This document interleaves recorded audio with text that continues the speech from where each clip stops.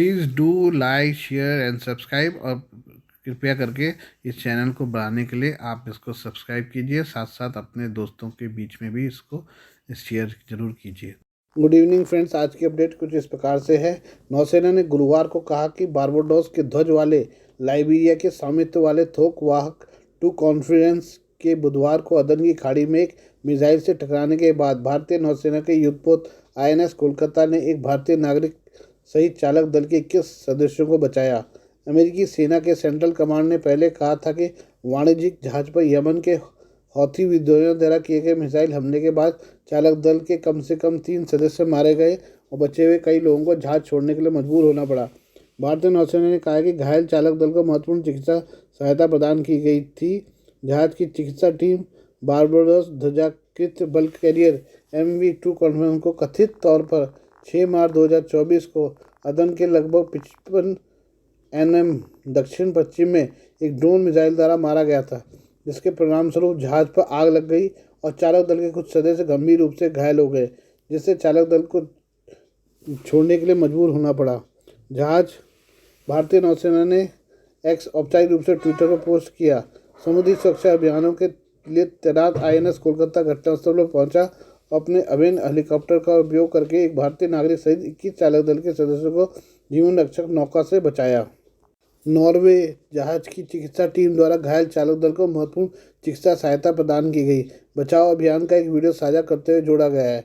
यह हमास पर इसराइल के युद्ध पर ईरानी समर्थित समूह द्वारा किए गए हमले के अभियान में पहला घातक हमला था।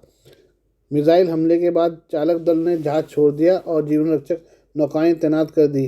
समाचार एजेंसी AP ने पहले बताया था कि एक अमेरिकी युद्धपोत और भारतीय नौसेना घटनास्थल पर थे और बचाव प्रयासों में सहायता करने की कोशिश कर रहे थे।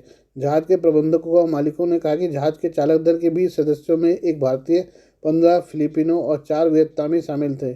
जहाज पर 3 सशस्त्र गार्ड भी सवार थे, जिनमें से 2 श्रीलंका से और 1 नेपाल से था। इसमें कहा गया कि जहाज चीन से जेद्दा, सऊदी अरब तक स्टील ले जा रहा था। ट्रू कॉन्फिडेंस के मालिकों और प्रबंधकों के एक बयान में गुरुवार सुबह कहा गया कि एक वियतनामी और 2 फिलिपीनी चालक दल के सदस्यों की जान चली गई है। फिलिपीनी चालक दल के 2 अन्य सदस्यों को गंभीर चोटें आई हैं। सभी क्रू सदस्यों को जिबूती ले जाया गया है। संयुक्त राष्ट्र के प्रवक्ता स्टीफन दुजारिक ने कहा कि संयुक्त राष्ट्र ने हौथी से लाल सागर में अंतर्राष्ट्रीय शिपिंग के खिलाफ सभी हमलों को रोकने के लिए कहा और नवीनतम घटना सहित लगातार हमलों के बारे में गंभीर चिंता व्यक्त की, जहां चालक दल की स्थिति अज्ञात है।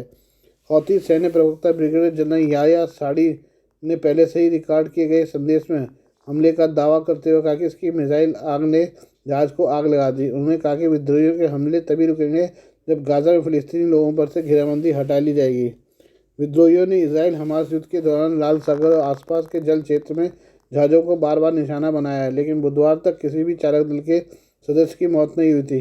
इन जहाज़ों में कम से कम एक मालवाहक जहाज ईरान जाने वाला था। हौथीस का मुख्य लाभार्थी और बाद में हौथी नियंत्रित क्षेत्र के लिए जाने वाला एक सहायता जहाज शामिल है। इस बीच भारतीय नौसेना ने INS कोलकाता के अपने नाविकों का MSC स्काई पर लगी आग से लड़ते हुए एक वीडियो जारी किया। यह सोमवार को अदन की खाड़ी में हौथीस ने निशाना बनाया था। स्विट्जरलैंड स्थित कंपनी मेडिटेरेनियन शिपिंग कंपनी ने कहा है कि जहाज सिंगापुर से जिबूती की ओर जा रहा था, तभी मिसाइल ने उस पर हमला कर दिया। कोई घायल नहीं हुआ। आइए अब हम भारत और जापान के बारे में बात करें। संयुक्त राष्ट्र सुरक्षा परिषद में सुधारों पर चीन के जहरीले बयान के बाद अब भारत ने जोरदार पलटवार किया। भारतीय विदेश मंत्री S जयशंकर ने गुरुवार को कहा कि भारत और जापान एशिया की बहुध्रुवीयता के लिए केंद्रित शक्तियां हैं और दोनों देश संयुक्त राष्ट्र की संरचना को और अधिक समसामयिक बनाना चाहते हैं।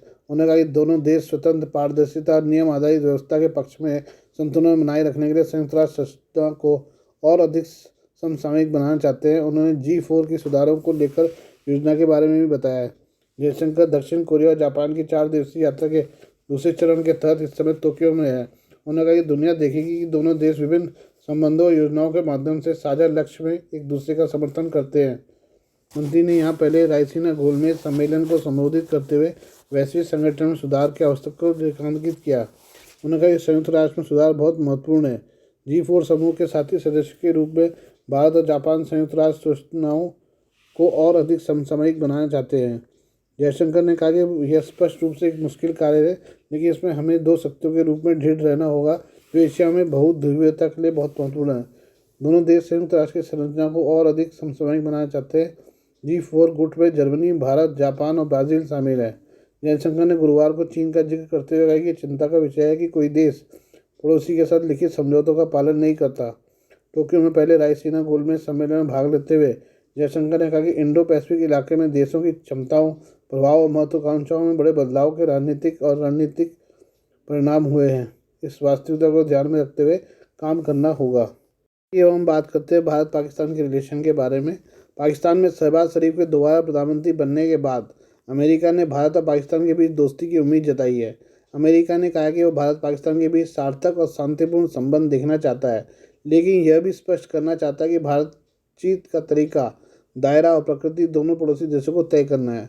अमेरिकी विदेश मंत्रालय के प्रवक्ता मैथ्यू मिलर ने टिप्पणी भारतीय प्रधानमंत्री नरेंद्र मोदी द्वारा पाकिस्तान के नवनिर्वाचित प्रधानमंत्री शहबाज शरीफ को दूसरी बार पद की शपथ लेने पर दी गई बधाई के संबंध में पूछे गए एक सवाल के जवाब में की। मिलर ने कहा कि निश्चित तौर पर हम प्रधानमंत्री के बयान का स्वागत करते हैं। अमेरिका भारत और पाकिस्तान संबंध को महत्व देता है और चाहता है कि यह संबंध सार्थक और शांतिपूर्ण हो। एक अन्य सवाल के जवाब में उन्होंने कहा कि हम भारत और पाकिस्तान के बीच सार्थक और शांतिपूर्ण बातचीत का स्वागत करेंगे, लेकिन किसी भी बातचीत की गति, दायरा और प्रकृति भारत और पाकिस्तान को तय करना होगा। प्रधानमंत्री मोदी ने मंगलवार को शरीफ को पाकिस्तान के प्रधानमंत्री पद की शपथ लेने पर बधाई दी थी। मतों में धांधली के आरोपों से घिरे अनिर्णायक चुनाव के लगभग एक महीने बाद शरीफ ने नकदी संकट से जूझ रहे देश की बागडोर दूसरी बार संभालते हुए सोमवार को पद की शपथ ली। विश्लेषकों का कहना है कि पीएम मोदी ने भले ही बधाई दी, लेकिन आतंकवाद पर लगाम लगे बिना भारत और पाकिस्तान से बातचीत करने से परहेज करेगा। वहीं पाकिस्तान लगातार कश्मीर को लेकर जहर उगल रहा है। दोनों देशों के बीच तनाव का एक प्रमुख बिंदु बना हुआ है। वहीं पाकिस्तानी सेना इस तनाव को बनाए रखना चाहती है ताकि भारत पर दबाव बनाया जा सके। आज के लिए बस इतना ही। बाकी मिलते हैं कल आपसे नई खबरों के साथ। धन्यवाद।